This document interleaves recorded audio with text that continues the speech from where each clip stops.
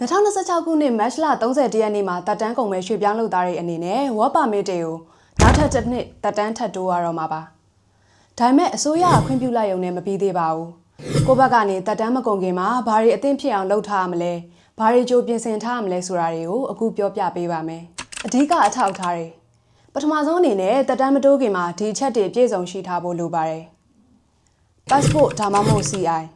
ကိုယ့်ရဲ့စာအုပ်ကအနည်းဆုံး6လတက်တန်းကျန်နေဖို့လိုပါတယ်။တကယ်လို့တက်တန်းကုန်တော့မယ်ဆိုရင်စာအုပ်အသစ်လဲလှယ်တာဒါမှမဟုတ်တက်တန်းတိုးတာတွေကိုကြိုပြီးတော့လှုပ်ဆောင်ထားတင်ပါတယ်။နန်းအန်လေးဗီဇာ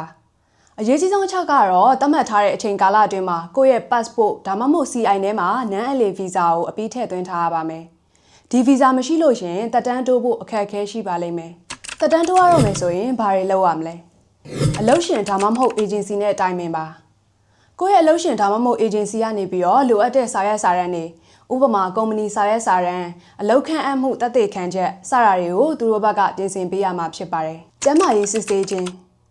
တက်တန်းတိုးတဲ့အခါမှာကျန်းမာရေးစစ်ဆေးချက်တွေလိုအပ်တတ်တာကြောင့်မို့လို့သတ်မှတ်ထားတဲ့အစိုးရစေယုံတွေမှာစစ်ဆေးဖို့အတွက်ကြိုတင်ပြင်ဆင်ထားပါ။ကြေညာချက်တွေကိုစောင့်ကြည့်ပါ။လက်ရှိမှာကက်ဘိနက်ကအတည်ပြုထားပြီးဖြစ်ပေမဲ့ပြည်ထရေးနဲ့အလုပ်သမားဝန်ကြီးဌာနတရားဝင်ထုတ်ပြန်မဲ့အသေးစိတ်ညွှန်ကြားချက်တွေကိုဆက်လက်စောင့်ကြည့်ရအောင်မှာဖြစ်ပါတယ်။အလုပ်လုပ်ခွင့်ပါမစ်တက်တန်းတိုးတာကို2026ခုနှစ်မတ်လ30ရက်နေ့မတိုင်ခင်အပြီးလှုပ်ဆောင်ရမယ်လို့ညွှန်ကြားရေးမှူးချုပ်ကပြောထားတာရှိပါတယ်။အစိုးရဘက်ကလုပ်ငန်းစဉ်တွေကိုစတင်ပြီးလို့ကြေညာလိုက်တာနဲ့အလုပ်ရှင်တွေညှိနှိုင်းပြီးတော့အမြန်ဆုံးလျှောက်လွှာတင်ဖို့လိုအပ်ပါတယ်။အချိန်ဆွဲနေလို့မရပါဘူး။တကယ်လို့သတ်မှတ်ရက်ထက်နောက်ကျမယ်ဆိုရင်တော့တရားဝင်နေထိုင်ခွင့်ဆုံးရှုံးသွားနိုင်ပါတယ်။အလုပ်ရှင်ပြောင်းထားတဲ့သူတွေသတိပြုဖို့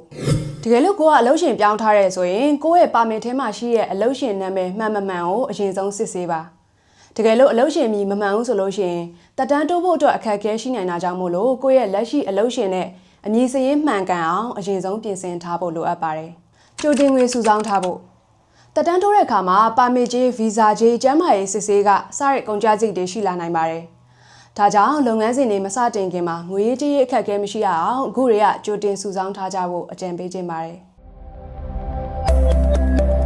ဒီကွန်မြန်မာသတင်းဌာန